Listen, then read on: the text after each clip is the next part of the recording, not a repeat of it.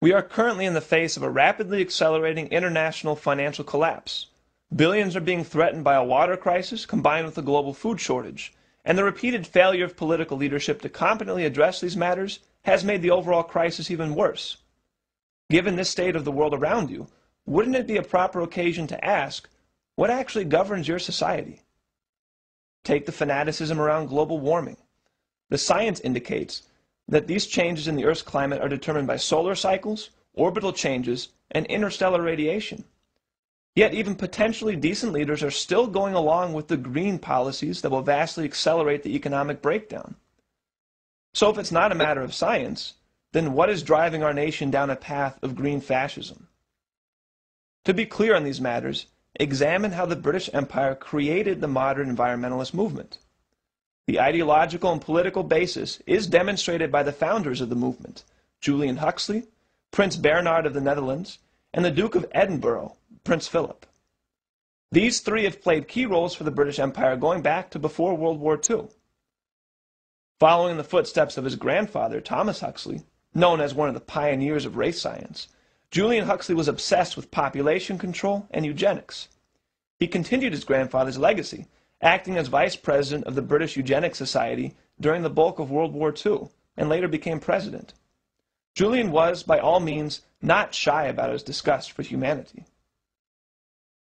The lowest strata of people are reproducing too fast.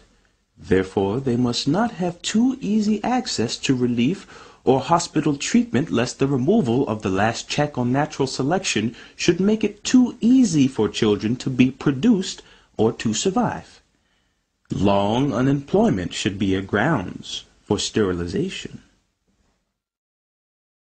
Around the same time period, in the 1930s, Prince Philip was being educated at the elite school of Salem Castle in Germany, while it was being run by the Nazis, who had made race science at the core of the curriculum. Many of his relatives were themselves either pro-Nazi or members of the SS, while Philip developed secret ties with the pro-Nazi British King Edward VIII. Oh, and speaking of British Empire Nazis, Prince Bernhard of the Netherlands was recruited to Nazi intelligence at Berlin University in 1934. He then became a member of the SS and went to work for IG Farben, which pioneered Hjalmar Schacht's slave labor concentration camps.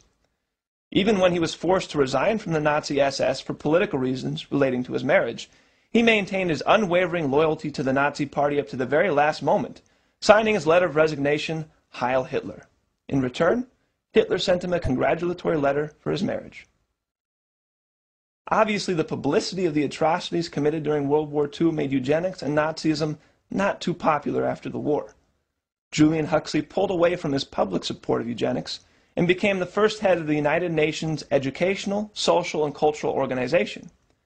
He stated in UNESCO's founding document, "Thus, even though it is quite true that radical eugenics policy will be for many years politically and psychologically impossible, it will be important for UNESCO to see that the public mind is informed of the issues at stake, so that much that is now unthinkable may at least become thinkable."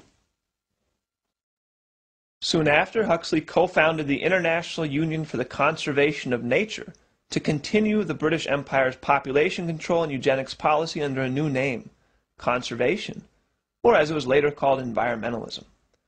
Prince Philip likewise took up the cause of environmentalism, taking a personal commitment to reduce the global population by billions. As he later expressed in multiple interviews, he wishes to be reincarnated as a deadly virus to aid in reducing the world population. By 1960, a 74-year-old Julian Huxley decided to take an extensive 3-month tour of Africa. Why? To preach that the newly independent African nations could not be trusted to conserve wildlife. The following year, Huxley would join up with Prince Philip and Prince Bernhard to found the World Wildlife Fund as a new front for the British Empire to continue their imperial genocidal policies. This is the ideological basis for the creation of the so-called environmentalist movement. Hatred of human scientific and technological progress, driven by the utterly degenerate view of mankind as nothing but an animal, a beast to be trained and manipulated, conditioned and culled. The desire of the empire to reduce the world population down to 1 to 2 billion people and keep the vast majority of those remaining in a backwards, indigenous state.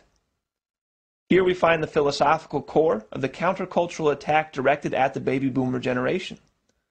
From Silent Spring to the population bomb, they were subjected to psychological warfare intended to break the United States culture away from any commitment toward actual human progress. The baby boomers were conditioned to believe that man was a scourge on the planet, and any desire to improve mankind's living conditions, especially through application of nuclear power, must be stopped. The global warming hoax was introduced in 1975 through a conference organized by Margaret Mead. Bringing together the followers of this anti-human doctrine in the United States, the entire conference was run under the presumptions that mankind's development was inherently going to devastate the planet. That was the only thing that mattered to the organizers of the conference.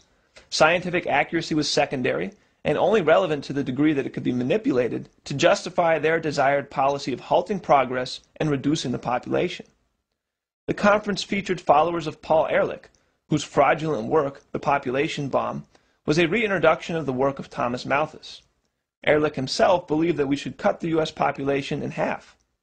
Typical of Ehrlich's followers at this 1975 conference was Stephen Schneider, notorious for saying, "To capture the public imagination, we have to offer up some scary scenarios, make simplified dramatic statements, and little mention of any doubts one might have. Each of us has to decide the right balance between being effective and being honest." Schneider later became a major participant in the Intergovernmental Panel on Climate Change, the supposed scientific authority regarding global warming. Under the direction of Mead, the emphasis of the 1975 conference was not science, but on obtaining a consensus agreement on the proper scare stories needed to push their policy. As Mead said herself at the conference, "What we need from scientists are estimates, presented with sufficient conservatism and plausibility, but at the same time as free as possible from internal disagreements that can be exploited by political interests. That will allow us to start building a system of artificial but effective warnings. Warnings which will parallel the instincts of animals who flee before the hurricane." it was out of this conference that the hoax of man-made global warming was born. This was never about science. It is the British Empire's policy for genocide. So before you react or come to a consensus with your friends and neighbors, make sure you actually know where your impulses are coming from. Just because you share an opinion, how do you know it's really yours?